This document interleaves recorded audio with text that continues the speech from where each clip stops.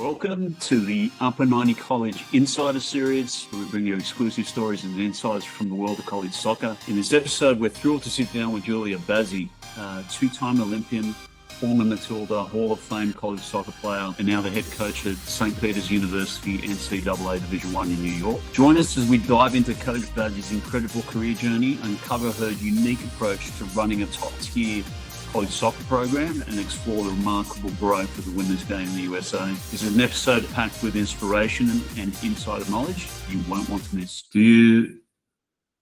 Is it obviously the tough part for you is that, and you just mentioned now that you don't have the ability to provide full ride scholarships, obviously from an international perspective, and especially on the women's side of the game. You know, me being a recruiter, been doing this for 15 years, a lot of Aussie clients at least will say, well, what's the capacity for that? And the real reality is it's few and far between, and it's getting a lot harder to gain a full ride scholarship. And you have to be extremely special, right? So how are you going about the recruiting side of things? And, you know, obviously you got an international through Upper 90 and you got Sophie Cook over there now, and she's trying to ease into college life and college athletics in the US. But what's the mix? What's the balance? And how do you go about, you know, recruiting either locally or internationally? What's the rhythm around that? So our number one attraction, I would say, would be New York City, right? So you can see New York from the campus, like we're that close to Manhattan. The area itself it's a fun place to be, especially at their age, you know, the college age. It's the area phenomenal. So that's always our pulling point there. And as us coaches, we want them to feel loved and welcomed on the team as well. I feel that helps too. And we have a style, like for us, you know, we're going to compete against girls that are full scholarship players, but we're hard workers. Right, so that's my number one thing. You got to be hardworking, and we have to do that in training. So a lot of them were the superstars of their clubs and their teams and everything. But you come into college, everyone was a superstar of their team. So they got to get used to not being that one superstar, but now competing for a starting position or minutes and all of that. So once they get that through their heads and they get going with the workouts and you know, the physical and the mental side of it, then they're good. And Sophie, like you said, it took her a couple of games, but she's settled in now. Knows all the girls, is fitting in really well. And every game she got better and better. So next year, I expect her to be even better than she was when we ended the season. She's in the gym, right? Getting used to the physical side of it. But I think her work rate and her attitude, I love it. So I'm only going to see positivity after this. Yeah, so obviously it takes a lot of time to transition, but talk more to the conference, right? You play in a highly competitive conference. I think I kept on getting confused with the NEC because we've got a few girls in the NEC. You guys are in the MAC? In the MAC, yep. So the MAC, obviously you got some really good, very strong competitive teams. You know, Ryder has always been a tough one. And a few others in the mix. What do you see makes the MAC such a competitive conference, and how do you guys, you know, try to compete in that conference? Yep. So what made it even harder was this year we had two of the best teams out of the NEC come into ours. So Merrimack and Sacred Heart joined, and now we've got a 13-team conference. But anyone can beat anybody. Right, that's what I love about the MAC. You know, Quinnipiac and Fairfield have been very, very good the past few years, but then they'll lose to another team. Like it's just so competitive that it's so enjoyable. That I love every second of it. Yeah. No, you mentioned Quinnipiac, and I know Dave Clark there really, really well. Yeah. I spent a little bit of time with him down here in Sydney when he was out here with his family during the Women's World Cup, but. He has a very high demand and high standard, and I assume that's right across every single program, no different for yourself. But it's just interesting to see that, you know, every single one of these programs are going to be totally different in terms of funding. And do you find that that's kind of the tough thing? Because if you had the funding at hand I mean, you can look at some D2 programs. They have, sometimes better funding than some D1 programs, Oh, yeah. right? Yep. And so for you, do you see that it's kind of tougher to be able to recruit at an international level? Like, and what would you look for in an international to be able to bring them into St. Peter's and make it, affordable and otherwise for that prospect? I feel like we've been more successful recruiting international players than we have Americans. Okay. Like I said, the New York thing really helps. The American kids, and it's always been a little bit more tough because you do have to pay a lot to go to the schools. Yeah. All the schools in the MAC are expensive because they're private schools. Good education. And, teams like Quinnipiac have, 14 full scholarships. And, it's a lot easier to recruit when you can hand out scholarships, full rides to this one and this one. But with us, for me, it always comes down to attitude. It's number one as well.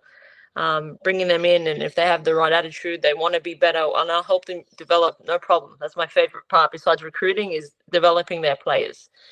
And seeing them develop is the best part of being a coach. But they have to want to do that, right? There's only so much we can do because we have 28 players, and our job is to figure out mentally how to get the best out of them, right? And that's what I feel like our coaching staff does a good job with, is figuring out mentally which part, do I yell at that one or do I cuddle that one, right? So that's my job to figure out, and then once we do, we can get the best out of them. But for us, I find that. Internationals have been, you look at my team, I have them from all over the world. Now you're going from Iceland to Australia to Spain to Portugal to Sweden. So yeah. Yeah, and I like that, and I like the fact that you have that kind of international mix, because a lot of coaches, and that takes a lot of effort, right? Because then you have to convince a student athlete, hey, look, I'm going to try to do my best for you and your family financially, but it's not going to be what you expect financially up front. Maybe you're going to be able to earn your keep over a period of time. Yep. And there's a lot of attraction there with, St. Peter's and its location or otherwise, and I think that's a good draw card. But a lot of coaches that I talk to, and you know what I really loved about what you just said, and I know you've, forever, for a long time, but the fact that you do enjoy the developmental aspects of it as well, outside of, you said, hey, I love the recruiting aspects, but also love the developmental aspects. And so, when I talk to a lot of coaches in the system, especially if they're recruiting internationals, their take is, if I'm paying money for you, I expect you to come in and impact right away. And I don't really have that much bandwidth to be able to develop you, right? Do you see that kind of across the system? Is it more about, okay, recruiting internationals for them to be impact players? Obviously, you've got a different take.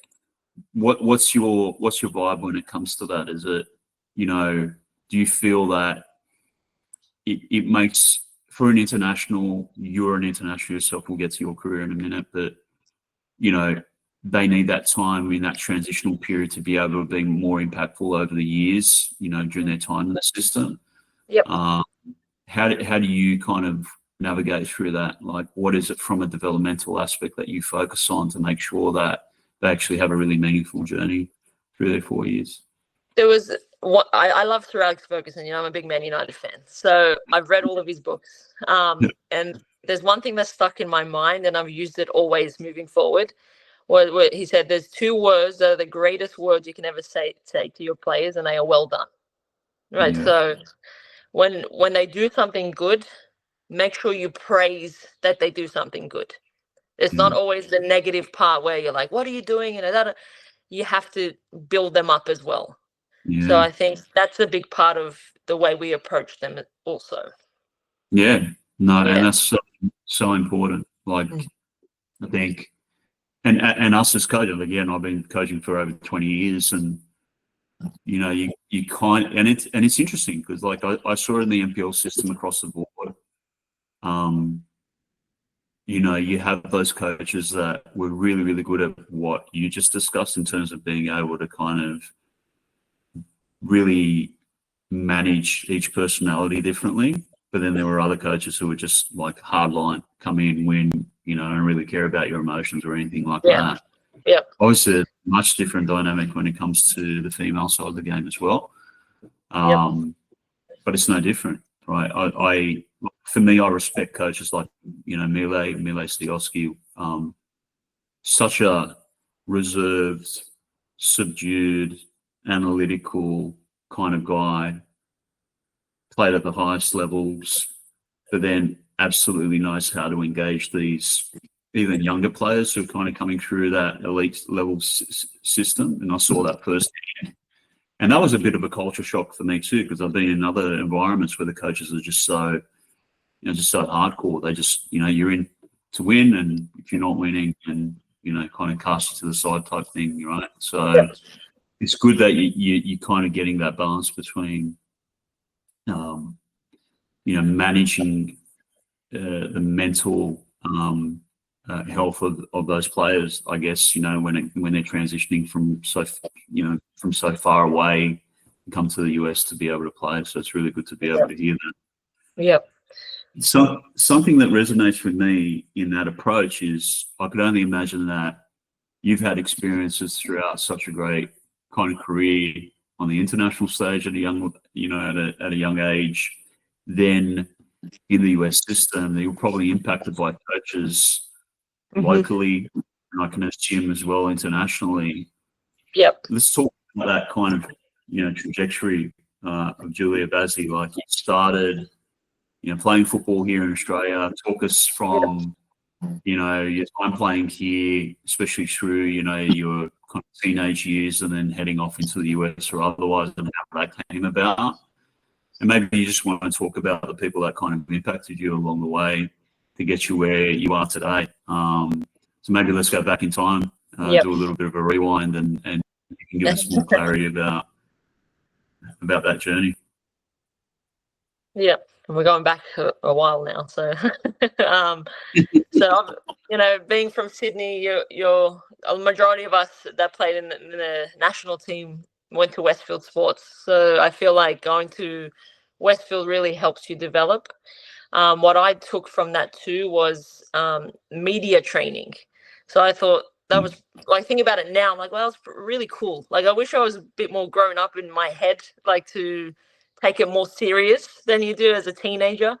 But having that media training really helps, and like the little things in the weight room or trainings in the morning, and developing your game. We were lucky enough to do that sort of thing while someone else was doing geography class or math class. So I feel like that really impacted me. And then going into the in Swiss, like with the Institute of Sport, and having Alan Stajic as my coach, I think was a big influence on me growing up. And then from there, playing with the national team, of course, you're playing with and against the best players in the world. So at a young age too, so that you have no choice but to develop and grow your game. And then I always wanted to go to the US because they were the best in the world. So, and you've done everything you've wanted to do in Australia, played everything you wanted to play, there is to play. So I thought, all right, let's go try it out over there. And I think my game went from here to even higher. So, and I've had good coaches, I've had bad ones, I've had, I've worked with good coaches, I've worked with bad ones, but when I say bad, it's just not my style. But I always take what I can learn from them. Right, so they might do things a certain way, which I wouldn't do, but I'll take things that I would do from them and use that for the way I approach my coaching. So there's always a learning curve, no matter what happens in life. Whether you're enjoying it with that person or not, you can always learn something. Yeah, absolutely. I think let's go back to your time with the national teams, and you were a two-time Olympian. You had that opportunity to play at the highest levels for Australia. Yeah. Who was your generation like? Who did you come up alongside that helped you kind of grow quickly at that level? Yeah, I think like Catherine Cannulli, together since we were like 8 years old. I had Kylie Ledbrooks and then Danny Brogrens. We had a lot of good players back then, and I think we were the ones that opened up the generation for these girls now. And it's like bittersweet. You love seeing how it's developed, but at the same time, you wish you were 16 again. Right? Yeah. So it's just like having a daughter now, and if she was to play soccer, and is good, then at least I'll know she has a path to go to, right? Like, and she can make a career out of it, which is something that we could never do, no matter what we played, no matter who we played for, how good we were, but you couldn't make a career out of it.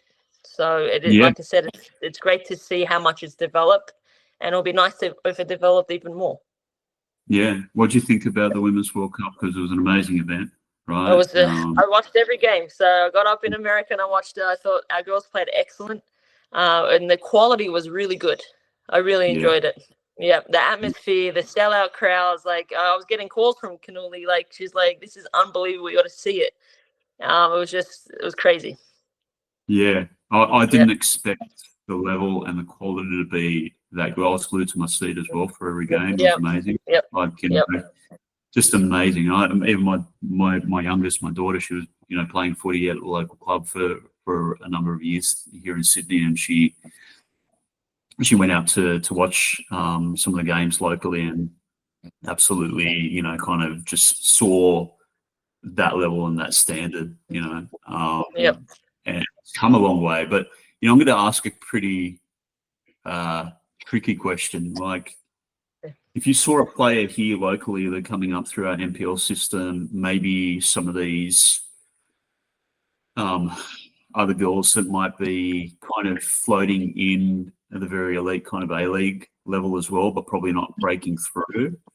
If they had a choice, they here in Australia now, given what you just said, the global game is growing exponentially at a professional level on the women's front, whether it be locally or abroad. So there's a lot more opportunities for girls now than what it was prior. If they had the opportunity between, hey, look, I'm at an A-League club at the minute, I'm just a younger player kind of coming up, I'm not really breaking through at the minute, and then they had this opportunity like you did to go to America and into the college system, I think a lot more people are getting a little bit more well-versed as to the opportunity that's over there at the minute, and we'll talk about some other things in a moment, but those two kind of choices, what would you say for a girl that's considering that now, or is in a situation like that at the moment, between Australia, staying home, staying on with it, or going to America and giving it a shot in America? What do you think the draw card would be to go down the American pathway? I would do the American path. Developing your game, it's completely different over there. You will develop no matter what. Just by playing against the opponents you play against. It's all physical, it's all fast. I feel like in Australia we're a little bit more technical. But in America, when you play Division I, they might not be very technical, but my goodness, they're fit, they're fast, they're strong. No matter who you play against, it's all the same. So if you can come over here and play and get yourself to that level, and you're already technical, and go back and play, I think you could break into the system, right? You could break into the team. But you have, look at Canada now starting their own professional league, right? So you got Canada, you got the US, now they're drafting into the US, into Europe. So, I mean, I heard the other day that one of the German team have their own private jet to get to the Champions League game. Wow. Right? So that's pretty cool, right? So it's there, right? But you have to have the right attitude. You have to work hard. You have to have to. It's not going to fall for you. You got to push yourself, but don't feel down if you don't make one team. Just you got to keep going. And the opportunities are there. Yeah. And what are you seeing? Let's talk about that in terms of the growth of the women's professional game in the US.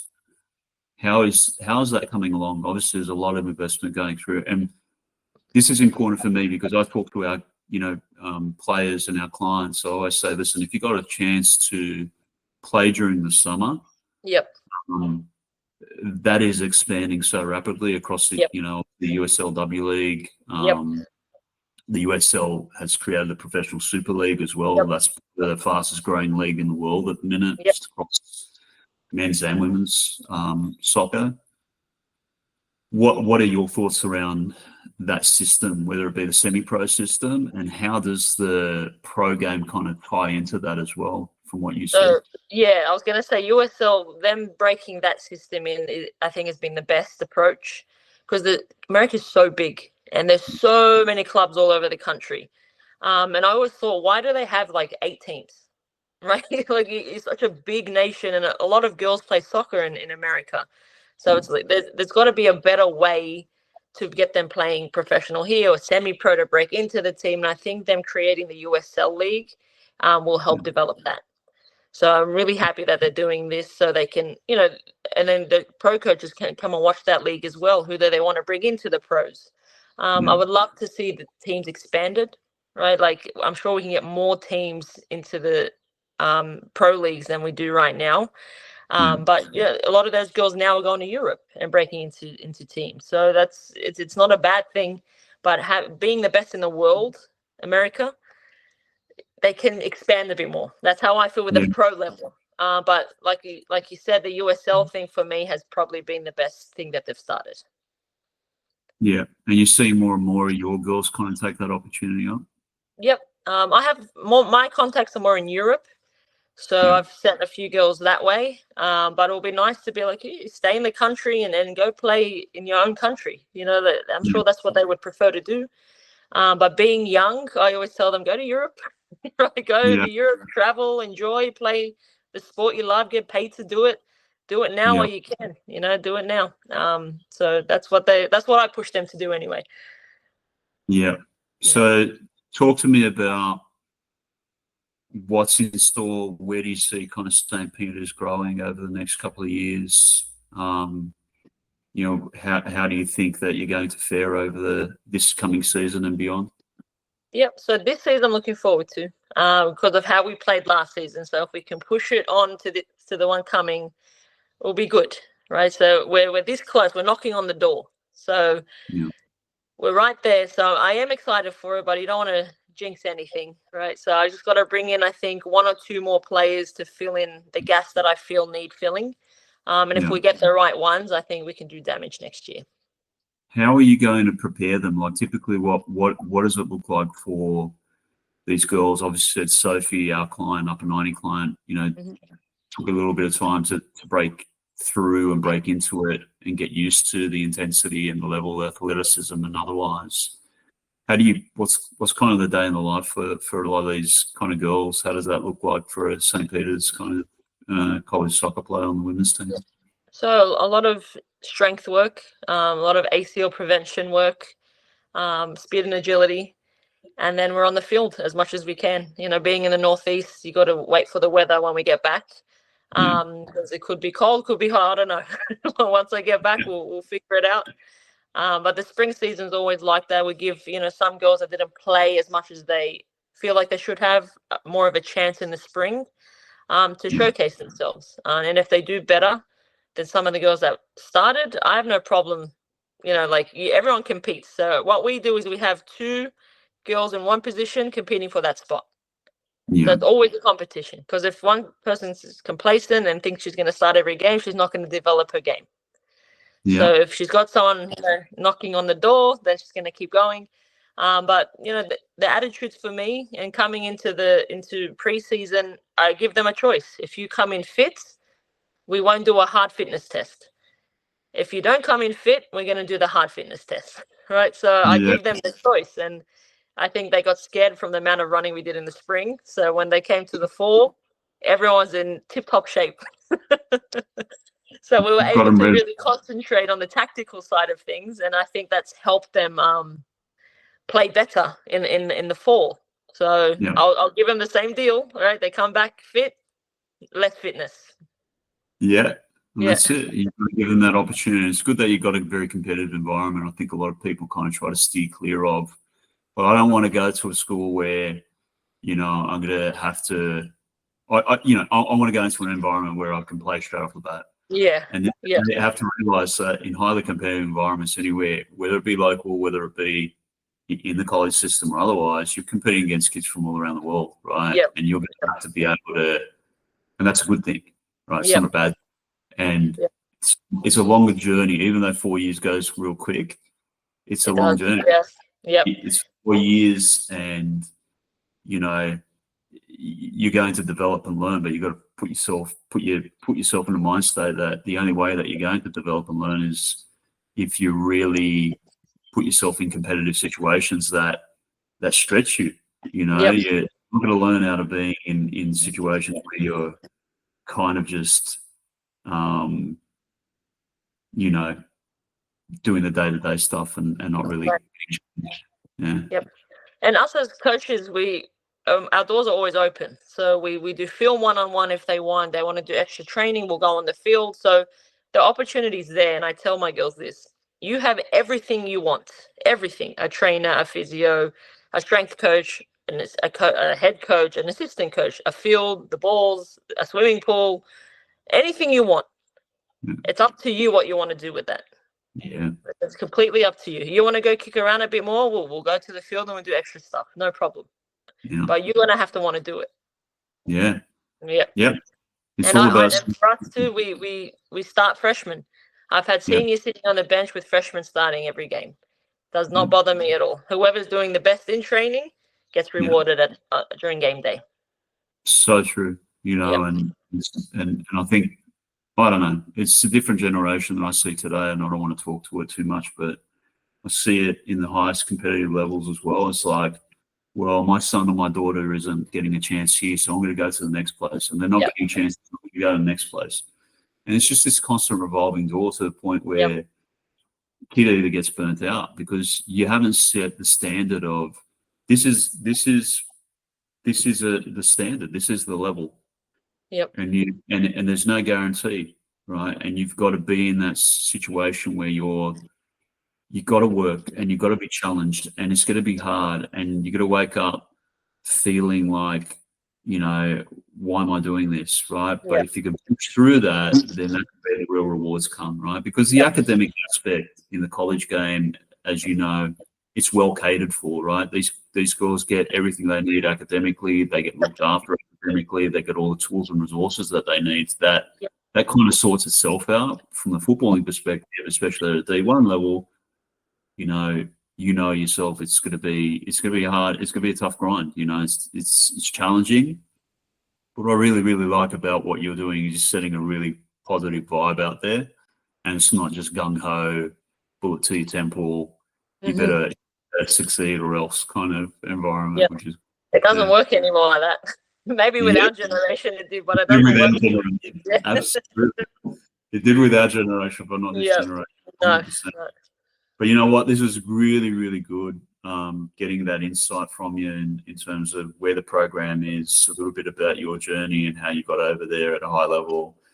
And I know that so many people really benefit from that information, especially these young girls. The fact that we have, you know, former Matilda, former Olympian, college coach who's based out of the US, who played in the college system herself, who's an Aussie.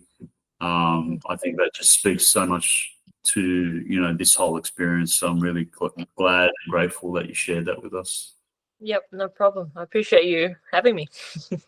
No problem at all. I appreciate you, and exciting times ahead for St. Peter's without doubt. We're really excited for our client stage to see how she grows under you for sure. So Definitely. Yep. Thanks. If you got any more Sophie Cooks, let me know. no problem. Good. Yeah.